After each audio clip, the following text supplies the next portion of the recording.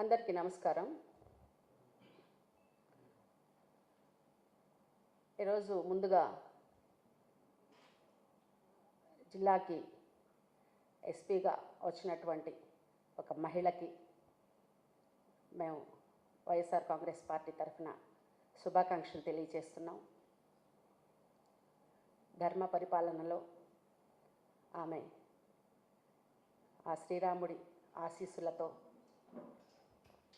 మంచిగా ఆమె విధుల్ని నిర్వహించాలని మేము కోరుకుంటూ ఉన్నాం. పోతే గత 2 రోజుల నుంచి మన జిల్లాలో ఒక మాజీ మంత్రివర్యులు మాట్లాడుతూ కాకాని గోవర్ధన్ రెడ్డి గారిని విమర్శించడం, ఆయన జైలుకు వెళ్ళొచ్చాడని హేళనగా మాట్లాడడం, ఇవన్నీ చూస్తూ ఉన్నాం. ఏదైతే ప్రతిపక్ష నాయకులుగా జగన్మోహన్ రెడ్డి గారు కావచ్చు, జిల్లా పార్టీ అధ్యక్షులుగా కాకాని గోవర్ధన్ అన్న గారు కావచ్చు, ప్రజా పోరాటాలతో ప్రశ్నిస్తూ ఉన్నారో వాటికి సమాధానం చెప్పలేక వాళ్ళు మా నాయకుల్ని అవహేళనగా మాట్లాడుతూ ఉన్నారు. ఎందుకంటే ఈ మధ్య జరిగినటువంటి అన్నదాత పోరు చూసి కూటమి నాయకుల గుండెల్లో రైళ్లు పరిగిస్తూ ఉన్నట్టున్నాయి. ఎందుకంటే 1.5 సంవత్సరం అయినప్పటికీ ప్రతిపక్ష పాత్ర జిల్లా పార్టీ అధ్యక్షులుగా కాకాని గోవర్ధన్ రెడ్డి గారు ఆధ్వర్యంలో ఎంతో ఉద్యమంలా ఎగసినటువంటి ఈ పోరాటానికి రైతుల మద్దతు, ప్రజల మద్దతు, మహిళల మద్దతు ఎంతగానో ఆయనకి లభించడం ఈ జిల్లాలో నాయకులకి కంటి మీద కునుకు లేకుండా చేసిందని చెప్పాలి. ఇవి జీర్ణించుకోలేక మా జిల్లా అధ్యక్షులు రైతుల పట్ల జరుగుతున్నటువంటి అన్యాయాన్ని ప్రశ్నించడం, అదేవిధంగా ఏదైతే గ్రావుల విషయంలో అన్యాయాన్ని ప్రశ్నించడం, ఇవన్నీ జీర్ణించుకోలేనటువంటి నాయకుడు ఆయన్ని హేళన చేస్తూ అరణ్యవాసం, అజ్ఞాతవాసం అని పెద్ద పెద్ద మాటలు మాట్లాడడం జరిగింది. మన భారతదేశ చరిత్రలో ఎంతోమంది అరణ్యవాసాలు చేశారు, అజ్ఞాతవాసాలు చేశారు. అంత మాత్రం చేత రాజుల్ని రాజులుగానే పిలుస్తారు. అరణ్యవాసం చేసిన, అజ్ఞాతవాసం చేసిన రాజుల్ని రాజులనే అంటారు. ఆ విషయాన్ని తెలుసుకోవాలి. కాకాని గోవర్ధన్ రెడ్డి గారు జైలుకి పోయి వచ్చారని, అరణ్యవాసం చేశారని, మా ప్రసన్నన్న గారు అజ్ఞాతంలో ఉన్నారని, ఇవన్నీ కూడా వాళ్ళు ప్రజాక్షేత్రంలో ప్రజా పోరాటాల విషయంలో జరుగుతున్నటువంటి విషయాల్లోనే వ్యవస్థలపైన నమ్మకంతో వ్యవస్థల్ని గౌరవించి జైళ్ళకి వెళ్ళారే తప్ప, అజ్ఞాతంలోకి వెళ్ళారే తప్ప ఇంకొక విషయం కాదు అన్న విషయాన్ని మీరు తెలుసుకోవాలి. వారి యొక్క సచ్చీలతని నిరూపించుకుంటారు అని కూడా నేను తెలియపరుస్తూ ఉన్నా. అన్న, అరణ్యవాసం, అజ్ఞాతవాసం గురించి మాట్లాడిన మీతో నేను ఒక చిన్న విషయాన్ని మాట్లాడదామనుకుంటున్నానన్న. దానికి మీరు సమాధానం చెప్పి తీరాలి. ప్రతి మనిషి కూడా బతికి ఉండాలి అంటే మన హార్ట్ బీట్ కొట్టుకోవాలి. మీరు గుండెల పైన చేసుకొని చెప్పండి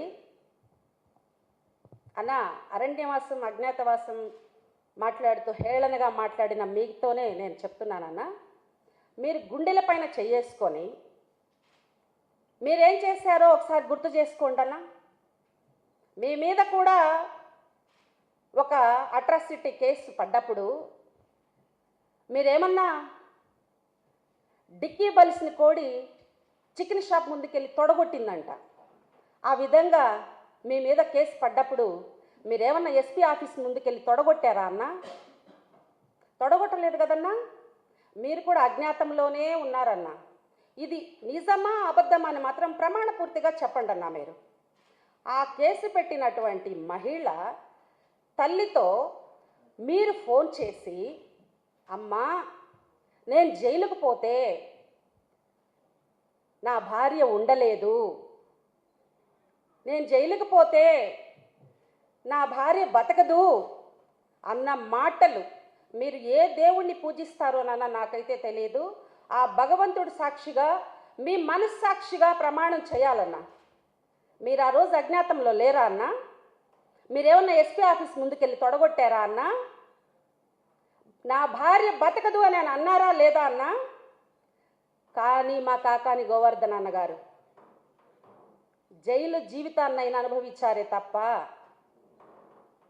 ఆ మహాతల్లి పేరు చెప్పుకొని, మా కాకా నన్న వదినమ్మ పేరు చెప్పుకొని ఎవరి దగ్గరికి వెళ్ళి వాళ్ళని బతిమలాడలేదన్నా. అది మా కాకా నన్న గుండె ధైర్యం. ఏదొచ్చినా నిలబడడానికి ఒక నాయకుడి యొక్క ఆత్మస్థైర్యాన్ని చూసి కిందున్నటువంటి నాయకులకి కూడా ఇలా ధైర్యంగా మాట్లాడగలుగుతున్నాము అని అంటే దేన్నైనా ఎదుర్కోవచ్చు అని మాకు కూడా ఆత్మస్థైర్యాన్ని నింపి, ఆయన అజ్ఞాతంలో ఉండొచ్చు, ఎదురెళ్ళలేరు కదా, మీరు కూడా ఎదురెళ్ళలేదు కదా, అలా కొంతకాలం అజ్ఞాతంలో ఉండొచ్చు. మా ప్రసన్నన్న కూడా అజ్ఞాతంలో ఉండొచ్చు. అంత మాత్రం చేత రాజులు కాకుండా పోరు కదన్నా. రాజులను ఎందుకు అంటున్నానంటే వాళ్ళు కూడా అమాత్యులు కదన్నా, అమాత్యులుగా పనిచేశారు కదా. అందుకని నాకు రామాయణం మహాభారతం తెలియదులేన్నా. అరణ్యవాసాలు, అజ్ఞాతవాసాలు చేసిన వాళ్ళందరినీ కూడా ఈ భారతావనిలో ధర్మ పరిపాలన చేసిన వాళ్ళు కూడా చాలామంది అజ్ఞాతవాసం, అరణ్యవాసం చేసిన వాళ్ళేనన్నా. మీరు ఆ పదాలను వెనక్కి తీసుకోవాలన్నా. మీరు ఒకసారి ఎవరినో కించపరిచినట్టు అరణ్యవాసాలు చేసిన వాళ్ళని, అజ్ఞాతవాసాలు చేసిన వాళ్ళని కించపరిచినట్టున్నాయన్న రెండు పదాలు. ఆ పదాలను మీరు వెనక్కి తీసుకుంటారని గౌరవంగా, మీరంటే గౌరవంగా నేను మీకు సలహా ఇస్తున్నానన్నా. కించపరిచి మాట్లాడొద్దన్నా. ప్రజాక్షేత్రంలోకి వచ్చాక అనేక సమస్యలు వస్తూ ఉంటాయి. అనేక మందిని కాపాడుకునే విషయంలో కావచ్చు, ప్రశ్నించే విషయంలో కావచ్చు, ఇలా జరుగుతూ ఉంటాయి. అంత మాత్రం చేత మీరు ఆయన ఏదైనా విధానాలపైన మాట్లాడితే మీరు విధానాల పరంగానే సమాధానం చెప్పాలే కానీ మీరు మీ జుజుబీలు, అజ్ఞాతవాసం, అరణ్యవాసం అని మాట్లాడడం ఏంటన్నా? మీరు కూడా అజ్ఞాతవాసంలో ఉన్నారు. మీ గుండెలపైన చేసుకొని చెప్పండి. మీరు ఆ మహిళని అభ్యర్థించారు, బతిమలాడుకున్నారు కాబట్టే మీరు సమాజంలో గౌరవంగా నెల్లూరు జిల్లాలో లేని సంస్కృతిని తీసుకొచ్చారు కదన్నా. ఎమ్మెల్యేలుగా, మంత్రులుగా పనిచేసిన వాళ్ళందరినీ జైళ్ళు పాళ్ళు చేస్తూ, పోనీలండి వ్యవస్థలపైన నమ్మకంతో వాళ్ళు జైళ్ళకి వెళ్ళొచ్చారు, అజ్ఞాతంలో ఉండొచ్చారు, వాళ్ళ సచ్చీలతని నిరూపించుకుంటారు. ఈయన జైలుకు పోయి వచ్చి జిల్లా అధ్యక్షుడిగా పనిచేస్తున్నాడు అని అంటారు. ఏనా జైలుకు పోయి వచ్చిన వాళ్ళు జిల్లా అధ్యక్షుడిగా పనిచేయకూడదా? గౌరవ చంద్రబాబు నాయుడు గారు కూడా జైలుకు పోయి వచ్చారన్న, ముఖ్యమంత్రిగా పనిచేస్తున్నారు. ఇట్లాంటి మాటలన్నీ మాట్లాడి ఏదో మంత్రి పదవి కోసం ఏదేదో చేయాలనుకుంటున్నారు. అది ఎవరో ఒకరు బాబు గారు ఫిక్స్ అయిపోయి ఉంటారు. దానికోసం ఈ సిల్లీగా మీరు మీ యొక్క విజ్ఞతని కించపరచుకోబాకండనా. ఇకపోతే మీకు ఎంత పెద్ద గౌరవం మీ పార్టీలో ఉందంటే, మీ అల్లీపురంలోనే డంపింగ్ యార్డ్లో శిలాఫలకం వేస్తే ఆ శిలాఫలకంలో మీ పేరు లేదన్నా. మేము అటాటివన్నీ ఏం ప్రశ్నించడం లేదన్నా మిమ్మల్ని. కాబట్టి మీరు ఏదన్నా మాట్లాడే ముందు, నిన్న మీరు ఒకటి చూపించారన్నా, మా నాయకుడు మీకు ఛాలెంజ్ విసిరాడు, సిబిఐ ఎంక్వైరీకి నేను సిద్ధం, మీరు సిద్ధమా అని అన్నారు. మీరు సిద్ధమైతే సిద్ధమని చెప్పండి. హేళనగా మాట్లాడడం ఎందుకు? విధానాలపైన మాట్లాడండి, సమాధానం చెప్పండి. రైతులకు జరిగినటువంటి యూరియా పైన జరిగినటువంటి అన్నదాత పోరుకి సంబంధించి మీరు ఏదైనా సమాధానం చెప్పాలంటే చెప్పండి. మీ దగ్గర సమాధానాలు లేక ఈ విధంగా ఒక ఫోటో చూపించి ఇతను మీ మనిషే, ఇతను మీ వాడే, ఎవరితో ఉన్నాడన్న ఒకసారి చూడండి. గతంలో మా నాయకుడితో ఉన్న మాట వాస్తవమే. ఇతను చేసే పనులకి మా నాయకుడు ఎంటర్టైన్ చేయడం ఇష్టం లేక మందలించడం జరిగింది. ఇతను మీ చెంతకి చేరిపోయాడు. ఇతను మీతో ఉన్న ఫోటోలు ఇవి. ఫోటోలు ఏముందన్నా? కాకపోతే నిన్నగాక మొన్న ఇతను మీరు చెప్పిన అతను పామాయిల్ ట్యాంకర్ విషయంలో గౌరవ పోలీస్ వారు సాక్ష్యాధారాలతో సహా అతన్ని అరెస్ట్ చేయడం జరిగింది. ఇప్పుడు మీతో ఉంటున్నాడు కదన్నా. గతంలో మాతో ఉన్నాడు వాస్తవమే. ఇప్పుడు మీ దగ్గరకు వచ్చి ఇప్పుడు జరిగిన విషయాన్ని మీరు పరిశీలించుకోకుండా బట్టగాల్చి మా నెత్తినేయడం ఏంటన్నా? కాబట్టి మీరు ఇవన్నీ సిల్లీగా మాట్లాడడం మానుకొని మీరు ఏదన్నా పెద్ద నాయకుడిగా మీకు జిల్లాలో పేరుందని మీరు అనుకుంటూ ఉంటారు. మీకు తెలియకుండానే గతంలో మీ శిష్యులకే పెద్ద పదవులు వచ్చున్నాయి. ఇప్పుడు మీకు ఏదైనా పెద్ద పదవి కావాలంటే ఆ మూలంగా పనిచేసుకోండి. మా నాయకుడు ఛాలెంజ్ విసిరాడు, గ్రావెల్లో అక్రమాలు జరుగుతున్నాయి, అనుమతులు చూపించండి. మీరు ప్రెస్ మీట్ పెట్టి ఈ రాష్ట్ర ప్రజలకి, ఈ జిల్లా ప్రజలకి మీ యొక్క సచ్చీలత నిరూపించుకోండి. అనుమతుల పేపర్ని చూపించండి. మీడియా సోదరులకు ఇవ్వండి. ఇదిగోండి అయ్యా, మేము తోలుతున్న గ్రావులకి అనుమతులు ఇదిగోండి అని మాకు ఇవ్వక్కర్లేదు. మీరు ప్రజలకి చూపిస్తూ మీడియా సోదరులకు ఇవ్వండి. అంతేగాని మా నాయకుడు రైట్ రాయల్గా అడిగాడు, సిబిఐ ఎంక్వైరీ అడిగాడు, ఆ ఛాలెంజ్ని స్వీకరించండి. మా అన్న తరఫున నేను ఇంకొక ఛాలెంజ్ని కూడా మీకు విసురుతున్నానన్నా. జిల్లా అధ్యక్షుడు అంటే అని అన్నారు కదా.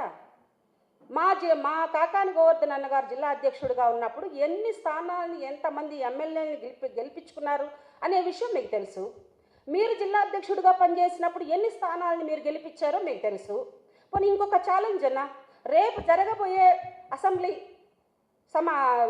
ఎలక్షన్స్లో మా జిల్లా అధ్యక్షులు గారు వైఎస్ఆర్ కాంగ్రెస్ పార్టీకి జిల్లా అధ్యక్షులుగా ఉంటారు.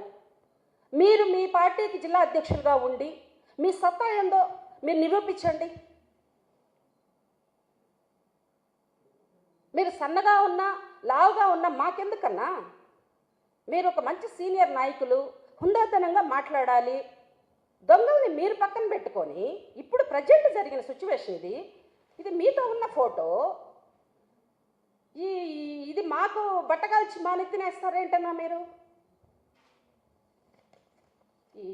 ఇవన్నీ కూడా మీరు పెద్దలు ఇట్లాంటి మాటలు మాట్లాడకుండా, మా నాయకుడు ఎంతో హుందాతనంగా ఒక 2 సార్లు ఎమ్మెల్యేగా పనిచేశారు, ఒకసారి జిల్లా పరిషత్ చైర్మన్గా, ఒకసారి మంత్రిగా, ఒక మంచి క్యాబినెట్లో పేరు తెచ్చుకొని ఆయనకంటూ ఒక చరిష్మా, ఈ రాష్ట్రంలోనే కాకాని గోవర్ధన్ రెడ్డి గారంటే ఒక చరిష్మా కలిగిన నాయకుడిగా, జగనన్న గారు కాకాని గోవర్ధన్ రెడ్డి గారు అని అంటే ఒక ప్రత్యేకమైనటువంటి అభిమానాన్ని రాష్ట్రంలో చాటుతూ ఆయనకి ఫ్రీ హ్యాండ్ ఇచ్చి ఈ జిల్లాలో మీరు పార్టీని ప్రతిష్ట పెంచే విధంగా పనిచేస్తున్నారని చెప్పి జగన్మోహన్ రెడ్డి గారి దగ్గరే కాకుండా రాష్ట్ర ప్రజల చేత కూడా అభినందనలు అందుకుంటున్నటువంటి వ్యక్తిగా మా కాకాని గోవర్ధన్ రెడ్డి గారు పేరు తెచ్చుకోన్నారు. ఎక్కడ కూడా ప్రతిపక్షంలో ఎక్కడన్నా జంకుతున్నాడా అన్న? మీరు చూడండి, మీ కూటమి నాయకులు ఇంతమంది ఉన్నారు, ఆయన పోరాటాల్లో ఎక్కడన్నా వెనుకడుగు వేస్తున్నాడా? ఆయన మాట తీరులో ఏమన్నా, జైలుకు పోయి వచ్చినంత మాత్రాన మాట తీరులో ఏమన్నా మార్పు వచ్చిందా? రాదన్నా, రాదు. ఎందుకనంటే దమ్మున్న నాయకులే ఓపెన్గా మాట్లాడగలరు. నిజాయితీ కలిగిన నాయకులే నిజాయితీగా ఉండగలరు.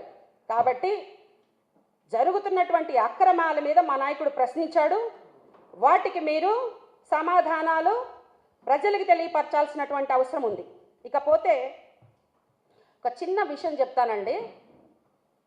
ఈ రాష్ట్రంలో 17 మెడికల్ కాలేజీలకి శాంక్షన్ ఇచ్చినటువంటి గౌరవ జగన్మోహన్ రెడ్డి గారు ఈరోజు కూటమి ప్రభుత్వం ప్రైవేటీకరణ చేస్తూ ఉన్న సందర్భంలో ప్రెస్ మీట్ పెట్టి కూటమి నాయకుల్ని ప్రశ్నించడం జరిగింది.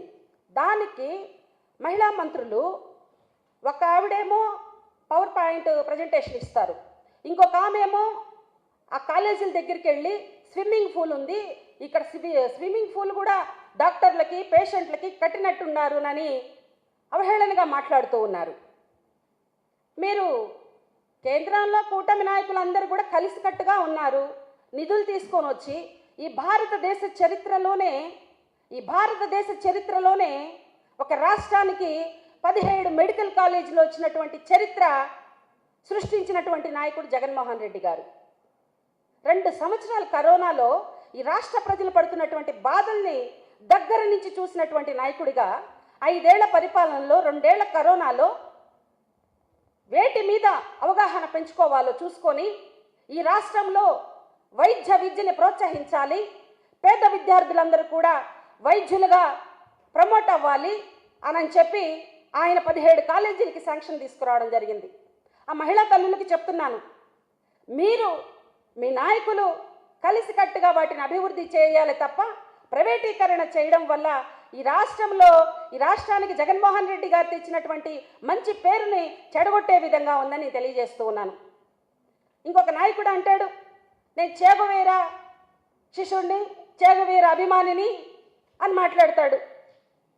ఆయన గారు ఎట్టిపోయారు, అసలు నోరు తెరవడు. అయ్యా చేగువీరా అంటే నీకు ఇష్టం అన్నావు. చేగువీరా కూడా ఒక డాక్టర్గా ప్రజాసేవలోకి వచ్చిన తర్వాత వైద్య వృత్తిని, వైద్య యొక్క శాఖల్ని అభివృద్ధి చేయడంలో క్యూబా దేశంలో చేగువేరా యొక్క సేవలు అనన్యం. ఆ విధంగా జగన్మోహన్ రెడ్డి గారు ఆంధ్రప్రదేశ్కి అభినవ చేగువీరాగా 17 మెడికల్ కాలేజీని శాంక్షన్ తెచ్చినటువంటి ఘనత జగన్మోహన్ రెడ్డి గారిది. మీకు చేగువీరా అంటే ఇష్టం అన్నారు కదా, మా జగన్మోహన్ రెడ్డి గారిని కూడా అదే విధంగా ఇష్టపడుతూ మీరు ఇప్పుడు అధికారంలో ఉన్నారు, ఉన్నతమైనటువంటి పదవుల్లో ఉన్నారు. ఈ శాంక్షన్ అయినటువంటి కాలేజీలన్నిటినీ కూడా కేంద్రంతో మోడీ గారితో మీరు చాలా జోడీగా ఉన్నారు కాబట్టి ఈ కాలేజీలన్నిటిని కూడా ప్రైవేటీకరించకుండా పేద విద్యార్థులకి చదువుకునే అవకాశాన్ని కల్పించి ప్రజలకు అంకితం చేయాలని చెప్పి ఈ భారతదేశంలోని ఆంధ్రప్రదేశ్కి ప్రత్యేకమైనటువంటి గుర్తింపుని ఈ కాలేజీల ద్వారా తెచ్చేందుకు జగన్మోహన్ రెడ్డి గారు చేసినటువంటి సేవల్ని మీరు కొనసాగించాలని చెప్పి కూడా నేను కోరుతూ ఉన్నాను. అదేవిధంగా చంద్రబాబు నాయుడు గారు నేను సంపద సృష్టిస్తాను అని చెప్పి అధికారంలోకి వచ్చాడు.